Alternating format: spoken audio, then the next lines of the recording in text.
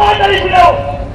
ನಮ್ಮ ದೃಢತರವಾದಂತಹ ತಪಸ್ಸಿಗೆ ಒಲಿದು ಮೈದೋರಿದ ಬ್ರಹ್ಮದೇವ ಏನು ಬೇಕು ಎನ್ನುವುದಾಗಿ ಕೇಳಿದ.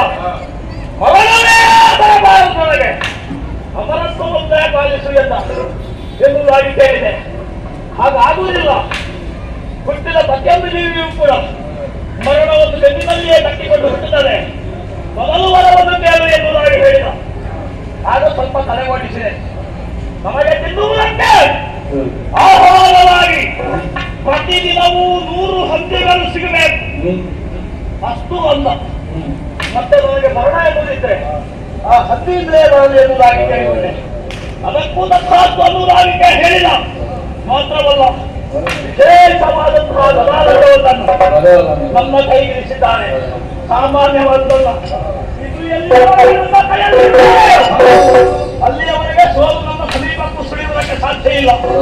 ಆ ಬಳಿಕ ನಾವು ಅಣ್ಣ ತಮ್ಮಂದಿರಿಬ್ಬರು ಬಂದೆವು. ಇನ್ನು ಕಾಡಿನಲ್ಲಿ ಕಳೆಯುವುದಲ್ಲ, ನಮಗೂ ಕೂಡ ಒಂದು ವಿಳಾಸ ಇದೆ ಎನ್ನುವುದನ್ನು ದೊಡ್ಡ ಮುಖಕ್ಕೆ ತೋರಿಸಬೇಕು ಎನ್ನುವ ಉದ್ದೇಶದಿಂದಲೇ ಒಂದು ಪುರವನ್ನು ನಿರ್ಮಾಣ ಮಾಡಿದೆವು.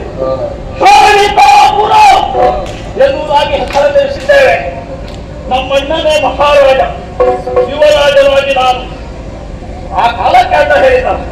ನಮ್ಮ ಪುರ ಒಂದಿದ್ರೆ ಸಾಕಾಗುವುದಿಲ್ಲ, ಸಂಪತ್ತು ಬೇಕೋ ಬೇಡುವ.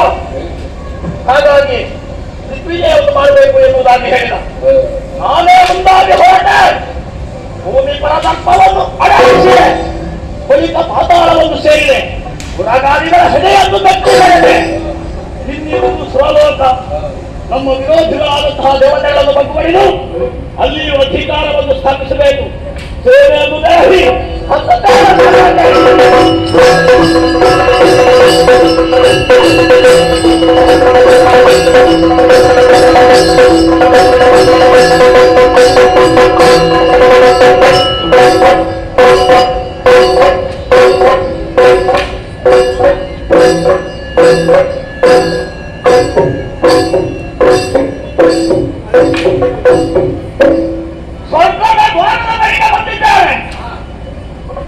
ನನ್ನನ್ನು ವಿಚಾರಿಸುವುದಕ್ಕೆ ಯಾರು ಇಲ್ವೋ? ಅಲ್ಲ, ಒಂದು ದ್ವಾರ ಅಂತ ಹೇಳಿದ್ರೆ ಯಾರಾದ್ರೂ ದ್ವಾರ ಪಾಲಕ ಬೇಕೋ ಬೇಡುವ? ಹಾಗಿದ್ರೆ ಇದರ ಅರ್ಥ ಏನು?